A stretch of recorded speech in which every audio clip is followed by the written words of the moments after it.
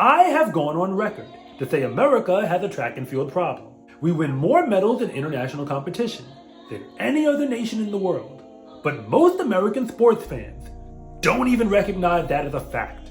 But this is only the case because professional track and field in America is barely a thing, which forces all of our best athletes to go overseas to compete for anything of note. And all the real track fans are watching YouTube more than anything else to watch footage of races that already happened somewhere else in the world. But the truth is that this problem can be solved because America likes track and field and America is really good at it.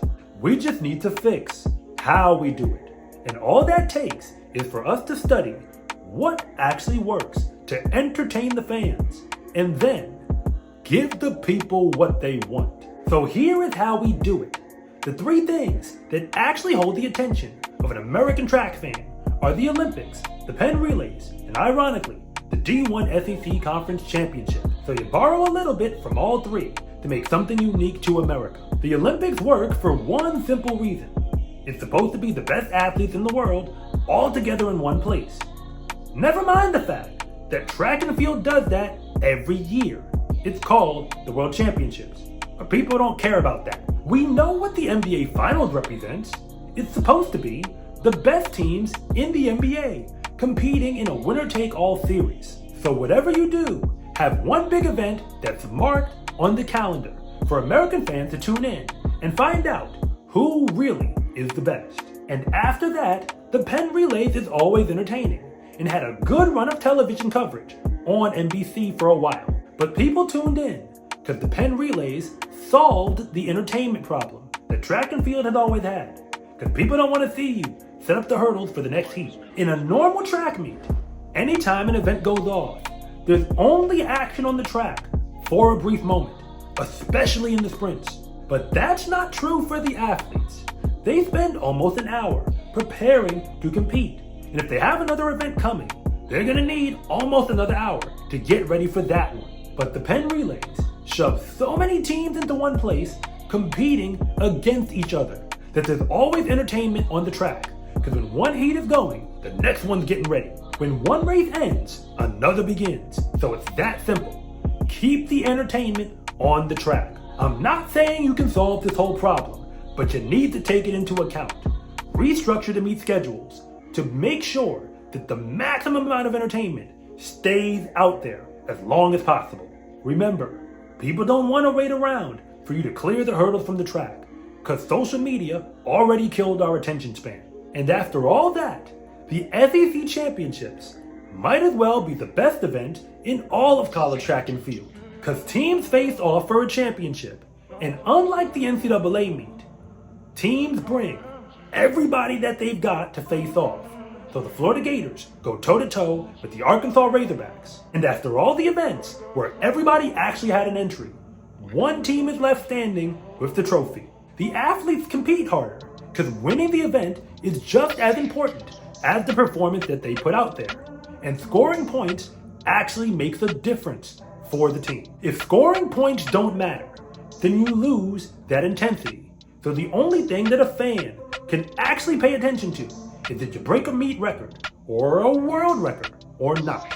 Simply put, you gotta make people care just a little bit about who wins and who loses, beyond the person in first place. Otherwise, we're gonna lose interest very quickly.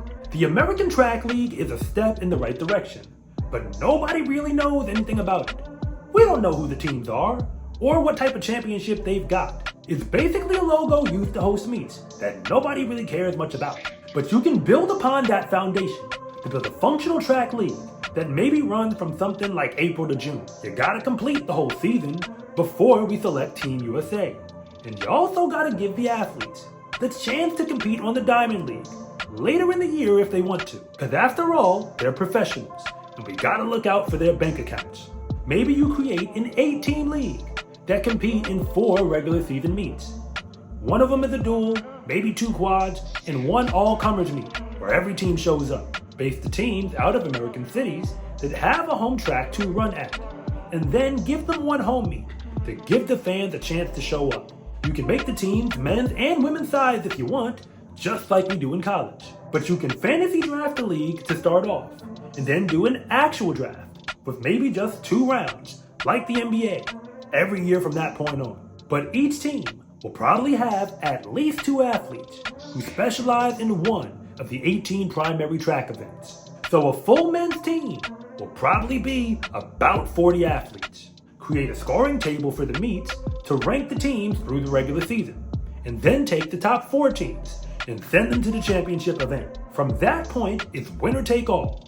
One event on one track to determine who is the best. The athletes are gonna love it, because they hate flying from country to country anyway, just to run 100 meters or to throw a shot put. And they can even prep for Team USA without having to do any international travel, which sucks from what I've been told. And more importantly, American fans can actually understand it. Just replace all the rinky-dink meets that we do right now with this model and see how it goes. NBC is looking for track events to show on TV anyway, so you might as well give the people what they want. America is way too good at track and field for nobody who lives here to truly get a chance to watch it and appreciate it. Because even though Noah Lyles is right, his point doesn't matter too much. The NBA champions are not the world champions. In fact, that would be Germany right now in basketball. But who cares? Because the NBA is recognized as the best professional basketball league in the world and the most entertaining. So whoever wins that league is all that American fans really care about. I'm Coach Rod, and thank you so much for watching this video. And if you want to see more content like this, then please like and subscribe.